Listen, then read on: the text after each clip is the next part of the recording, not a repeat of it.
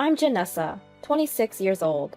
I've been married to Steve, a year older than me, for 2 years. Steve works for the government, while I work part-time and am financially dependent on him. Our debts are limited to student loans and a car loan. From the start of our marriage, we wanted kids, but it always seemed financially challenging. With our student loans soon to be paid off, we started to think maybe we could afford it. One day, our home phone rang, and Steve answered. It seemed like it was my mother-in-law on the other end. I was doing house chores at that time and couldn't catch the entire conversation, but they seemed deeply engrossed in their chat. About 30 minutes later, Steve hung up, saying he'd discuss it with me. "What's up? Anything wrong with mother-in-law?" She said that Stella's wedding date is set. Stella is my sister-in-law. We get along pretty well, emailing occasionally. I had heard about her boyfriend, so learning about their upcoming wedding was heartwarming. "Oh, really? Finally! When is it?" For some reason, Steve didn't seem as thrilled. "Well, about the wedding? Did something happen to Stella? My mom wants to contribute to the wedding expenses and is asking to borrow $10,000 from us." "Wait, what? Why us? We're not in a position to lend that amount." She mentioned that Stella's fiancé intends to pay for everything without any help from his parents. But mother-in-law wasn't too pleased about that and wants to help out financially. Why would she borrow money from us when they're trying to handle it themselves? In fact, we received $7,000 from them for our wedding. Though we intended to repay it, after an intoxicated relative of Steve's dad caused chaos at our wedding reception, we considered it compensation for the ruined event. We shouldn't lend the money without discussing it first. Recalling our wedding, I remembered feeling upset with my in-laws, especially my mother-in-law, who made comments about my parents not chipping in. With a troubled look, Steve tried to persuade me. We do have savings over $10,000, but it's in a fixed deposit, and it's cheaper to borrow than break the deposit. It's a perspective we both share. Mother-in-law suggested that since Steve's a government employee, he could get a low-interest loan. She promises to repay us as soon as they receive the wedding gifts. But I just don't feel good about getting into debt, especially for this reason. Why should we borrow money to help mother-in-law show off? Moreover, it's surprising to know they're strapped for cash. Steve's dad runs his own business, and though mother-in-law works, I'm not sure about her job status. My sister-in-law has a full-time job. Each time we visit them, mother-in-law brags about her overseas trips, designer outfits, and luxury brands like Chanel and Louis Vuitton. She seems to be living beyond her means, which annoys me. Moreover, Steve mentioned mother-in-law intends to keep this loan a secret from Stella. If you're dead set on this, at least be transparent with your dad and Stella. I don't want to be part of any secret. Well, I understand my mom's desire to look good. Let's just stay silent on this, okay? Janessa, don't you think you're being a bit too cautious? What? You're saying I'm being narrow-minded? No matter how much she promises to pay back, it's still a significant amount of money. We need to think about this.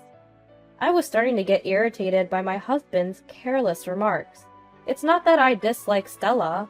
Stella's genuinely a sweet girl. She even stood up for us when that drunk uncle caused the scene at our wedding. I was planning to give her a regular wedding gift.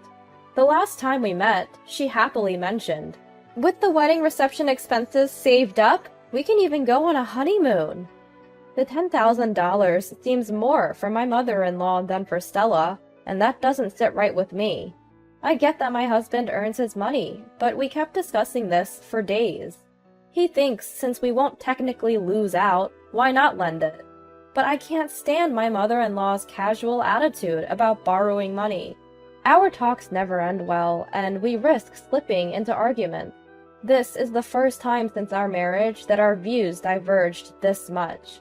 What really irks me about my husband is that if we do lend the money, he needs to explain the situation to his father and sister.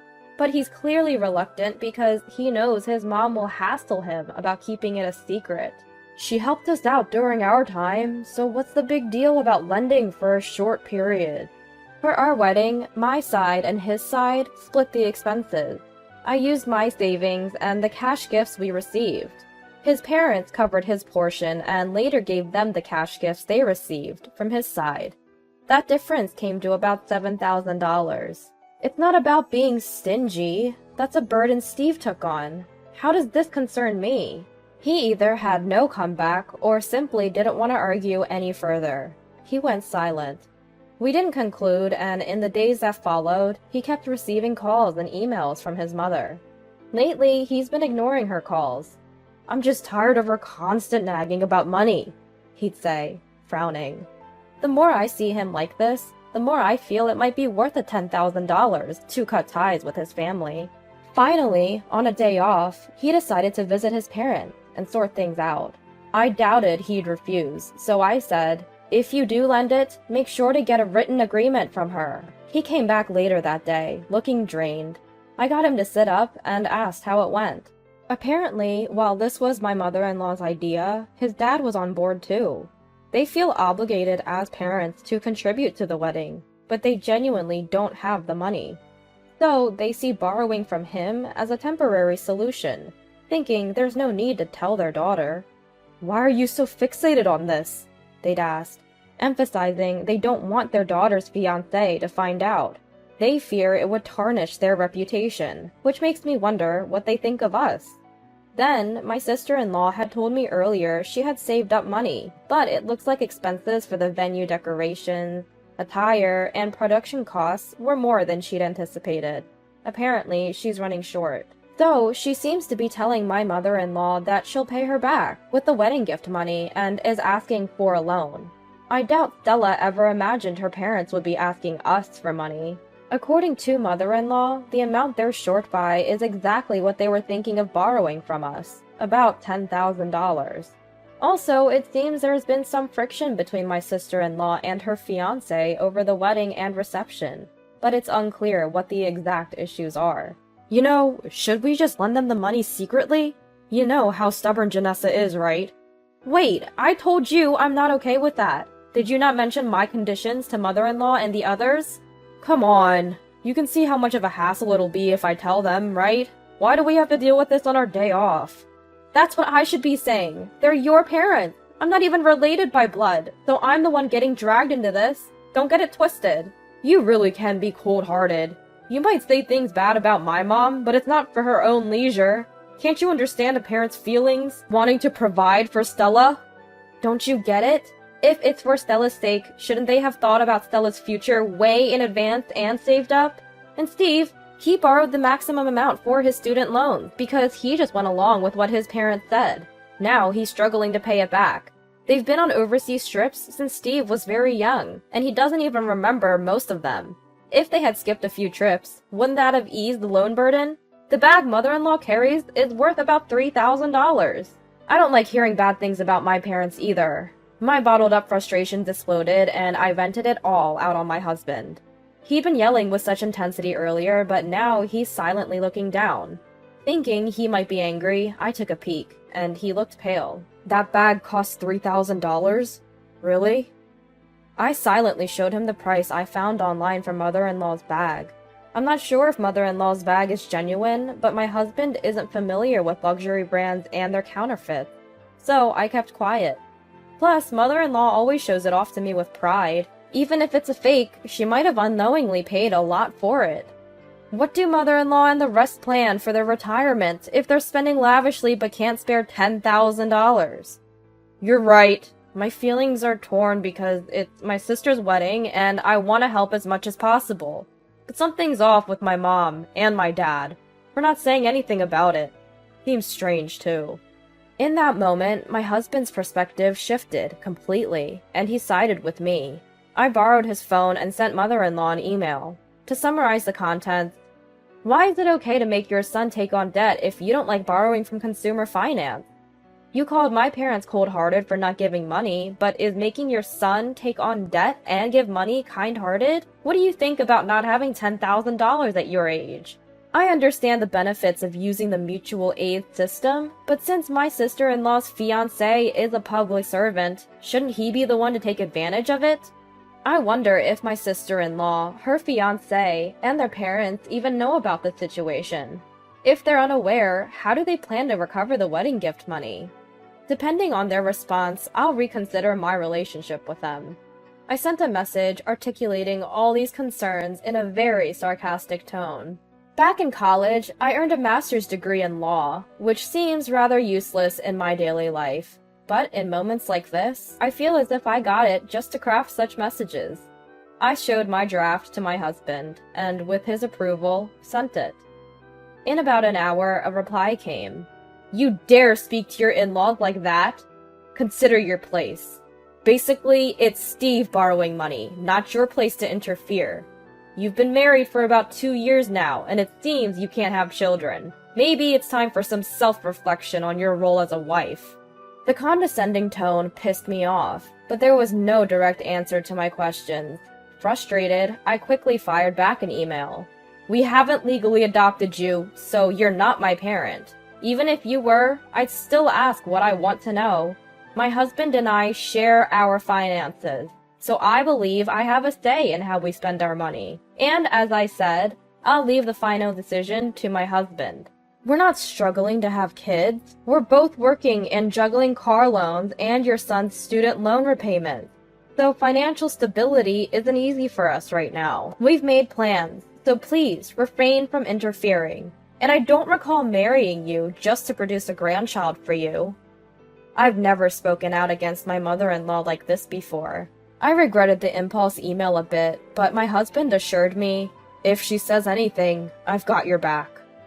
The next email from my mother-in-law read, "You truly are a pitiful person.